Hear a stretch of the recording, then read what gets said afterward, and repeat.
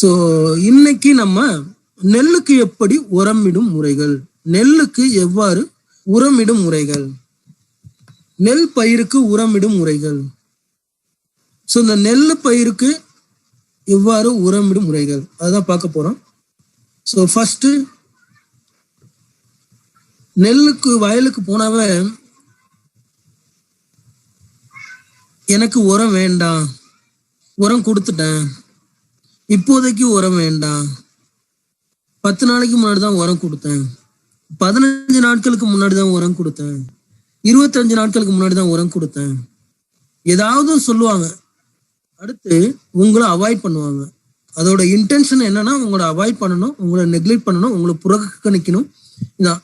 இப்படி யாராவது நீங்க போனோடனே உங்ககிட்ட வேணான்னு சொன்னாங்கன்னா இந்த காம்பினேஷன் மெத்தடை யூஸ் பண்ணுங்க. அது எந்த நிலையா இருந்தாலும் சரி, அது விதைக்கின்ற பருவமா இருக்கலாம், வளர்கின்ற பருவமா இருக்கலாம், 3வது பருவமா இருக்கலாம், 4வது பருவமா இருக்கலாம். எந்த நிலையாக இருந்தாலும் உரம் வேண்டாம் அப்படின்னு சொன்னாவே நீங்க இந்த காம்பினேஷன் மெத்தடை யூஸ் பண்ணுங்க. இதுக்கு என்ன கண்டிஷன் அப்படின்னா, அது இயற்கை உரமோ செயற்கை உரமோ. இயற்கை உரம் அப்படின்னா குப்பை, ஆட்டு எரு, மாட்டு எரு, கோழி கழிவுகள், தென்னை நார் கழிவுகள், மண்புழு உரம், பஞ்சகாவியா, அமிர்த கரைசல். ஸோ இது மாதிரிலாம் இயற்கை முறையில உரங்களை தயாரிச்சு கொடுக்கறது தான் இயற்கை விவசாய முறை.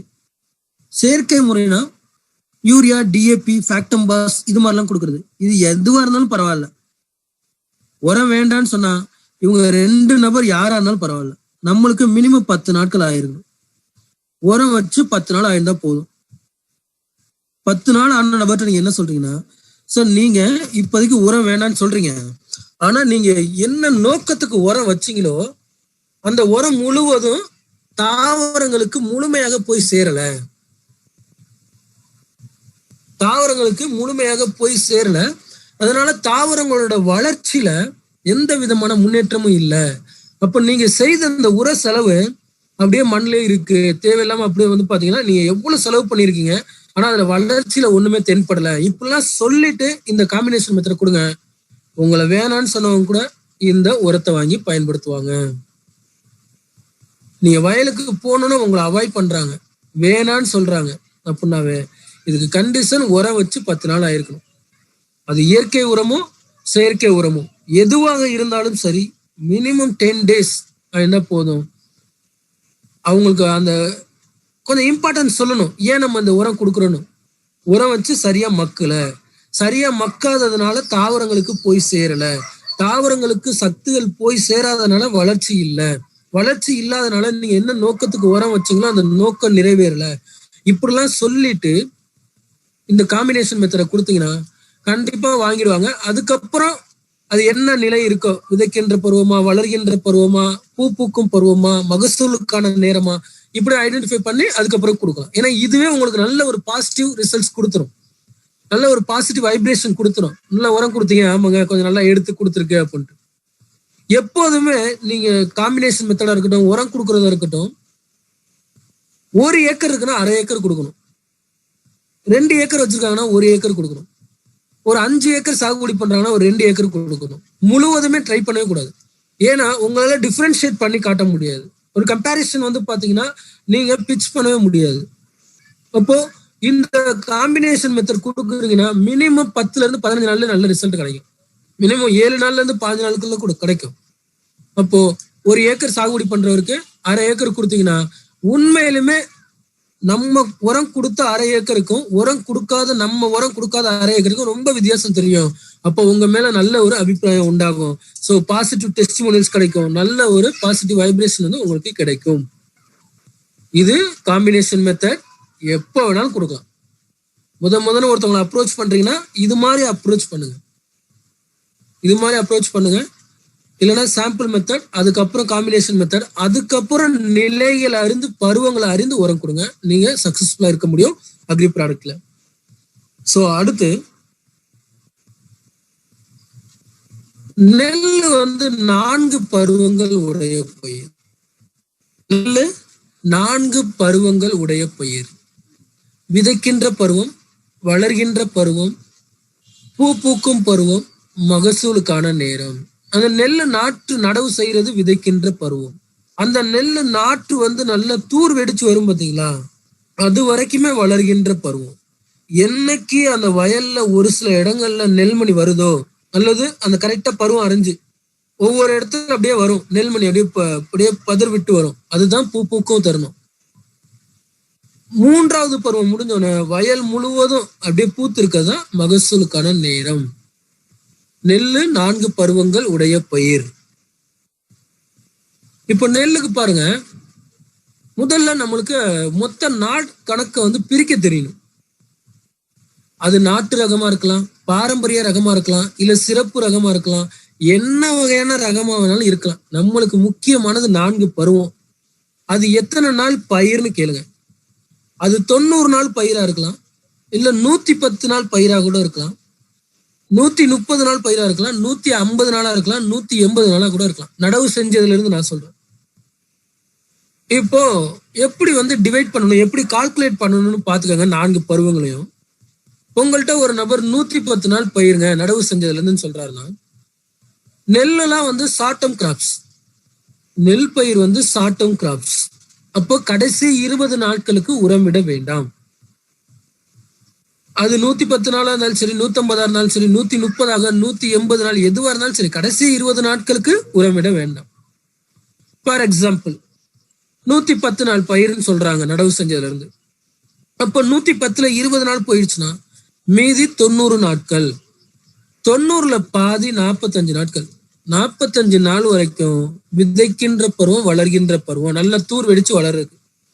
45 நாள்ல பாத்தீங்கன்னா நெல்மணிலாம் வர ஆரம்பிக்கும். அதுதான் பூ பூக்கும் பருவம், ஃப்ளோரிங் ஃபேஸ், பட்டிங் ஃபேஸ். அந்த நெல்மணி வந்தோடனே அக்ரி மாஸ் கொடுத்துருங்க. ஒரு வாரம் கழிச்சு நல்ல நேனோடெக் கொடுத்தீங்கன்னா வயல் முழுவதும் நெல்மணி வந்துடும். அந்த நெல்மணிகள் நல்ல ஷேப்பா, சைஸா, நல்ல சைனிங்கா, கருக்கா இல்லாம தரமா ரகமான மகசூல் எடுக்கிறது தான் மகசூலுக்கான நேரம். சோ 110 நாள் பயிர்னா கடைசி 20 நாட்களுக்கு உரம் வேண்டாம். மீதி 90 நாட்கள். 90ல பாதி 45 நாட்கள். 45 நாள் வரைக்கும் வளர்கின்ற பருவம், தூர் வெடிக்கிறது. 45ல இருந்து 50 நாள்ல நெல்மணி வர ஆரம்பிக்கும். அது 3வது பருவம். நெல்மணி முழுவதும் வயல்ல வந்துருச்சுன்னா அதுக்கப்புறம் நேனோடெக் கொடுக்கறது 4வது பருவம். இப்போ 130 நாள் பயிர்னு சொல்றாங்க. கடைசி 20 நாட்கள் போயிடுச்சுன்னா 110 நாட்கள் இருக்கும். அப்போ 110ல பாதி 55 நாட்கள். 55 நாட்கள் வரைக்கும் விதைக்கின்ற வளர்கின்ற பருவம், தூர் வர்ற வரைக்கும். 55ல இருந்து அடுத்த 10 நாள்ல நெல்மணி வர ஆரம்பிக்கிறது, பூ பூக்கும் தருணம். அதுக்கப்புறம் நேனோடெக் கொடுங்க, மகசூலுக்கான நேரம். கடைசி 20 நாட்களுக்கு உரம் வேண்டாம். 150 நாள் பயிர்னு வச்சுங்களேன். 20 நாள் போயிடுச்சுன்னா 130 நாட்கள். 130ல பாதி 65 நாட்கள் வரைக்கும் விதைக்கின்ற பருவம், வளர்கின்ற பருவம். அது நல்லா நாத்து தூர் வெடிச்சு நல்லா வளர்ந்து நிற்கும். 65ல இருந்து 75 நாள், ஒரு 10 நாளுக்கு நெல்மணிலாம் வர்றதுதான் 3வது பருவம், அக்ரி மாஸ். எல்லாம் வயல் முழுவதும் வந்தோன்னே அதுக்கப்புறம் 4வது பருவம் நேனோடெக் கொடுங்க. கடைசி 20 நாட்களுக்கு வர வேண்டாம். ஸோ இது மாதிரி எத்தனை நாள் சொன்னாலும் சரி, கடைசி 20 நாள் அவாய்ட் பண்ணுங்க. மீதி இருக்க நாட்கள்ல பாதியா பிரிங்க. பாதி வரைக்கும் விதைக்கின்ற பருவம், வளர்கின்ற பருவம். அதுக்கப்புறம் 10 நாள் 3வது பருவம். அதுக்கு மீதி உள்ள நாட்கள் 4வது பருவம். இதான் நெல்லுக்கு நம்ம செய்ய வேண்டியது. இப்போ நேரம் வயலுக்கு போறீங்கன்னா 4 விஷயம் பார்க்கணும். 3 விஷயம், முத்தான 3 விஷயங்கள் பார்க்கணும். ஃபர்ஸ்ட் 4 பருவங்கள்ல எந்த பருவம் அப்படின்னு பார்க்கணும். அது விதைக்கின்ற பருவமா, வளர்கின்ற பருவமா, அல்லது பூ பூக்கும் தருணமா, அல்லது மகசூலுக்கான நேரமா அப்படின்னு பார்க்கணும். அடுத்து இயற்கை விவசாய முறையை செய்யறாங்களா, செயற்கை விவசாய முறையில உரமிடுறாங்களா? ரொம்ப ரொம்ப ரொம்ப ரொம்ப முக்கியம்.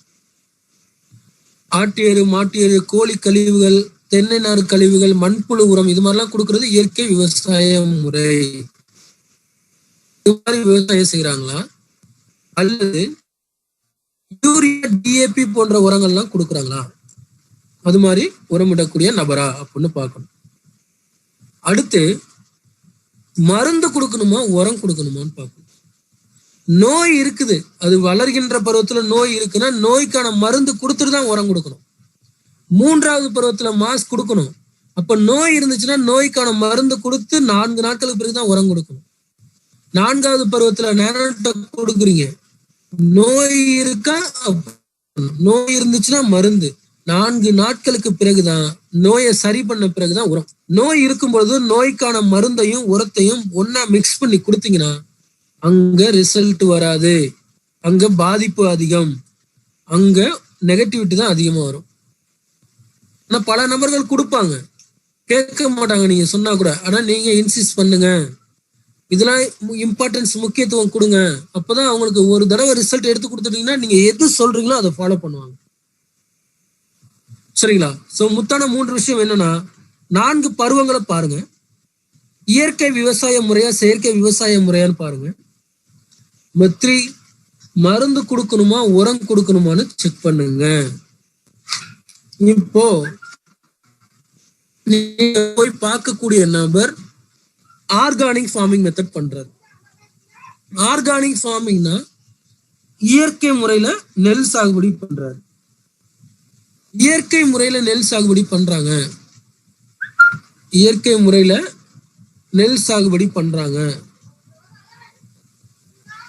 இயற்கை முறையில நெல் சாகுபடி பண்றாங்கன்னா அவங்களுக்கு எப்படி உரம் கொடுக்கலாம்? ஃபர்ஸ்ட் எடுத்தோன்னா உழவு செய்யும் பொழுது ப்ரிப்பரேட்டரி ஒர்க், உழவு செய்வாங்க பார்த்தீங்களா வயலை, அப்போதைக்கு அக்ரி 82 ஒரு 100 ml, அக்ரி ஹுமிக் குருணை ஒரு 5 கிலோ கிரானுவல்ஸ் போதுமான அளவு வயல் மணல் கலந்து அள்ளி வீசுங்க. அது உழவு செய்யறதுக்கு முன்னாடி செய்யலாம், உழவு செய்யறதுக்கு பின்னாடி செய்யலாம். இது எல்லாமே ஆர்கானிக் ஃபார்மிங், இயற்கையான முறையில விவசாயம் செய்யறவங்களுக்கான மெத்தட். இயற்கையான முறையில விவசாயம் செய்பவர்களுக்கான முறை. உழவு செய்யறாங்க, ஆரம்பிக்கிறாங்க, இப்பதான் உழவு செஞ்சு ஆரம்பிக்கிறாங்க. அப்போ உழவு செய்யறதுக்கு முன்னாடியும் கொடுக்கலாம் அல்லது உழவு செஞ்ச பின்னாடியும் கொடுக்கலாம். நிலம் மட்டும் கொஞ்சமா ஈரப்பதமா வச்சுக்கிட்டு நீங்க தெளிச்சு விட சொல்லுங்க. ஒரு 100 ml ஒட்டும் திரவம் அக்ரி 82, 5 கிலோ அக்ரி ஹுமிக் கிரானுவல்ஸ் குருணை, போதுமான அளவு வயல் மணல் கலந்து அள்ளி வீசுங்க. போதுமான அளவு வயல் மணல்னா ரொம்ப பேர் எனக்கு டவுட் கேட்கறாங்க எவ்வளவுன்னு. அது அவங்க அள்ளி வீசக்கூடிய கெப்பாசிட்டி பொறுத்து, ஹோல்டிங் கெப்பாசிட்டி பொறுத்து, ஒரு ஏக்கருக்கு எவ்வளவு மணல் தேவைப்படும் அப்படின்னு அவங்கள முடிவு பண்ணிக்க சொல்லுங்க. சோ உழவு செய்ய முடிச்சாச்சு. அடுத்து ஸ்டேஜ் 1 ஸ்டேஜ் 2. ஒரு வாரத்துக்குள்ள முதல் முறை கொடுங்க. மறுபடியும் ஒரு 10-15 நாள் கழிச்சு களை இருந்தா களை எடுத்துட்டு மறுபடியும் ஒரு முறை கோல்டு காம்பினேஷன் கொடுங்க. 2 முறை கொடுக்கணும். ஸ்டேஜ் 1 ஸ்டேஜ் 2, விதைக்கின்ற பருவம் வளர்கின்ற பருவம். நடவு செஞ்ச ஒரு வாரத்துல கொடுங்க. மறுபடியும் ஒரு 15 நாட்களுக்கு பிறகு களை எடுத்துட்டு கொடுங்க. Gold combination. கோல்டு காம்பினேஷன்னா அக்ரி 82 100 ml, அக்ரி ஹுமிக் குருணை கிரானுவல்ஸ் 5 கிலோ, அக்ரி கோல்டு வந்து ஒரு 1/4 கிலோ, போதுமான அளவு வயல் மணல் கலந்து அள்ளி வீசுங்க. இப்ப தூர் வெடிச்சிடும். தூர் வெடிச்சோன்னா கரெக்டா அங்கங்க அந்த நெல்மணிகள்லாம் வர ஆரம்பிச்சிருக்கும். ஒவ்வொன்றும் வர ஆரம்பிக்கும் போதே நீங்க 3வது பருவம் ஸ்டார்ட் ஆயிடும். அப்ப என்ன பண்ணணும்னா மாச ஸ்ப்ரே பண்ணணும். சோ மாச ஸ்ப்ரே பண்ணணும். ஸ்ப்ரே பண்ணா ஹுமிக் எடுத்துக்க கூடாது, அதான் ஆட் பண்ணல. மாச ஸ்ப்ரே பண்ணும் பொழுது ஒரு டேங்க், அது என்ன ஃபார்மட்ல வேணாலும் இருக்கலாம் அந்த டேங்க், ஒரு டேங்க்குக்கு agri 82 10 ml, agri mass 25 ml, agri 82 10 ml, agri mass 25 ml ஒரு டேங்க்குக்கு. எத்தனை டேங்க் அடிப்பீங்களோ அடிங்க. ஒரு ஏக்கருக்கு ஆவரேஜா 8ல இருந்து 10 டேங்க் அடிப்பாங்க. ஒரு சில ஏரிக்கல, ஒரு சில ஏரியாவில் 12 டேங்க் அடிப்பாங்க, ஒரு சில ஏரியாவில் 8 டேங்க் அடிப்பாங்க. ஸோ உங்க ஏரியாவை பொறுத்து டிசைட் பண்ணிக்கோங்க. இதுல என்ன ரொம்ப முக்கியம்னா நோய் இருக்கும் போது உரம் கொடுக்க கூடாது, அதான் ரொம்ப முக்கியம். இப்போ கரெக்டா அந்த நெல்மணிலாம் வரும் பொழுது அஸ்வினி போன்ற பூச்சிகள், யானை கொம்பன் போன்ற நோயெல்லாம் வந்துடும். அப்போ போயிட்டு நீங்க வந்து மாஸ்க் கொடுக்க கூடாது. அதனால எப்போதுமே எப்போ நீங்க உரம் கொடுத்தாலும் அந்த 3 கேள்வியை கேட்டுக்கணும். 4 பருவம் இயற்கை விவசாயமா செயற்கை விவசாயமா, மருந்தா உரமான்ட்டு, அப்புறம் தான் நீங்க ரெக்கமெண்ட் பண்ணவே ஆரம்பிக்கணும். சோ மாஸ்க் எப்ப கொடுக்கணும்னா அந்த நெல்மணி ஒவ்வொன்றும் அங்கங்க வர ஆரம்பிக்கும், அப்ப கொடுத்துருங்க. சோ மாஸ்க் கொடுத்தா என்ன கண்டிஷன்னா, நல்ல நெல்மணி முழுவதும் ஒரு வாரத்துல அப்படியே பூத்து குலுங்க வயல் முழுவதும்.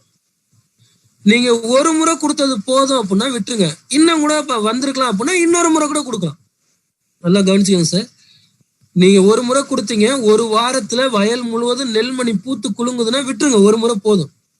ஆனா இன்னும் கூட எடுத்து கொடுக்கலாம், இன்னும் கூட வந்திருக்கலாம், இன்னும் கூட பாதி இடத்துல இன்னும் நல்லா பூத்து வந்திருக்கலாம் அப்படின்னு நினைச்சீங்கன்னா இன்னொரு முறையும் கொடுத்துக்கோங்க அந்த ஒரு வாரத்துக்குள்ள.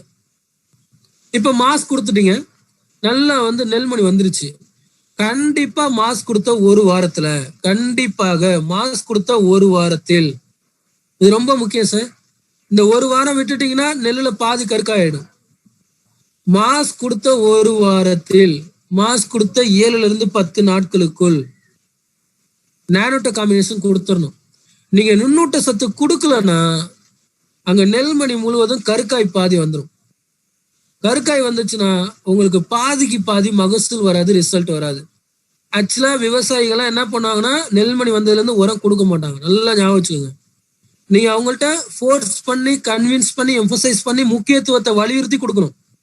1 ஏக்கர்னா 1/2 ஏக்கர் கொடுங்க, 2 ஏக்கர்னா 1 ஏக்கர் கொடுங்க. ஏன்னா நம்ப மாட்டாங்க. 4வது பருவத்துல எதுக்குங்க உரம் எல்லாம் கேட்பாங்க. நீங்க அதோட முக்கியத்துவத்தை உணர்த்தி சொல்லுங்க, இன்சிஸ்ட் பண்ணுங்க. நானோடெக் மறுபடியும் 10 நாள் கழிச்சு இன்னொரு முறை கொடுக்கலாம் தேவைப்பட்டுச்சுன்னா. நல்லா பாருங்க, மாஸ்க் கொடுத்துட்டீங்க, 7 நாட்களுக்குள்ள நானோடெக் கொடுங்க. மறுபடியும் ஒரு 10 நாள் கழிச்சு இன்னொரு முறை நானோடெக் கொடுக்கலாம். இல்லைன்னா 2 முறைக்கு சேர்த்து ஒரே அளவா மிக்ஸ் பண்ணி ஒரே முறை கொடுத்துருங்க, லேபர் பிரச்சனை இருந்துச்சுன்னா. நல்லா லிசன் பண்ணிக்கங்க. நெல்மணி வரும் பொழுது மாஸ்க் கொடுங்க. நெல்மணி வர்றதுக்கு மாஸ்க் கொடுத்துட்டீங்க, நல்ல நெல்மணி வந்துருச்சு, 7 நாட்களுக்குள்ள நானோடெக் கொடுக்கணும். மறுபடியும் 10 நாட்கள் கழிச்சு நானோடெக் கொடுக்கும். அப்படி இல்லைன்னா 2 முறைக்கு ஒன்னா சேர்த்து 10 கிலோ அடுத்து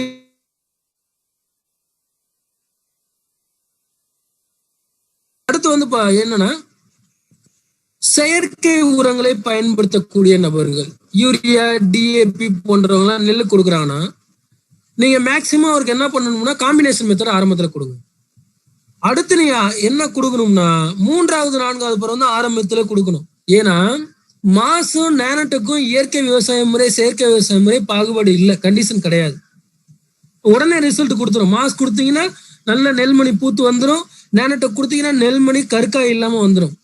அப்போ ஒரு செயற்கை முறையில விவசாயம் செய்யறவங்களுக்கு நீங்க எங்க இருந்து தொடங்கணும்னா 3வது 4வது பருவத்துல இருந்து தான் தொடங்கணும்.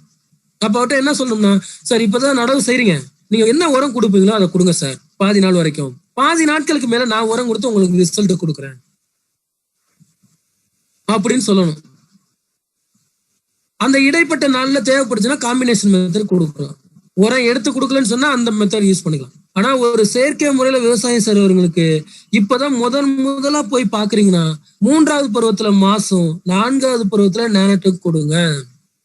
அடுத்த முறை மறுபடியும் நெல் சாகுபடி பண்றாரு, அப்ப என்ன சொல்லணும்னா நடவு செய்யும் பொழுது யூரியா, டிஏபியும் 20 நாள் கழிச்சு கோல்டும் களை எடுத்தோன்னா அதுக்கப்புறம் மாசு, நானோடெக். அப்ப என்ன ஆகுனா 25% யூரியா, டிஏபி, 75% நம்ம உரம். அடுத்த முறை ஆரம்பிக்கும் பொழுது 100% ஆரம்பத்துல இருந்து கடைசி வரைக்கும் நம்ம உரத்தை கொடுத்துருங்க. ஏன்னா உரங்கள்ல மாசு, நானோடெக்குக்கும் எந்த விதமான கண்டிஷன் இல்லை, இயற்கை விவசாயம், செயற்கை விவசாயம்னு. ஆனா கோல்டுக்கு மட்டும் என்னன்னா அடி உரமா, தொழு உரமா, மேல் உரமா கொடுக்குறோம். ஒரு விவசாயத்தை ஆரம்பிக்கும் பொழுது நீங்க முதல் 2 பருவத்துக்கு கோல்டு கொடுக்குறீங்கன்னு வச்சுக்கோங்களேன். அப்ப என்ன நடக்கும்னா இவ்வளவு நாட்களாக யூரியா, டிஏபி கொடுத்த விவசாயிக்கு நீங்க திடீர்னு இயற்கை உரம் கோல்டு கொடுக்கும் பொழுது மண்ணு எடுத்து கொடுக்காது. ஒரு சில நபருக்கு எடுத்து கொடுக்கும், ஒரு சில நபருக்கு எடுத்து கொடுக்காது. அப்ப நீங்க கோல்டு கொடுத்தா நல்லா வரும்னு சொல்லிடுவீங்க. அப்ப ஜென்ரல் பர்வியூ உங்களுக்கு சக்சஸ்ஃபுல்லா ஆகணும்.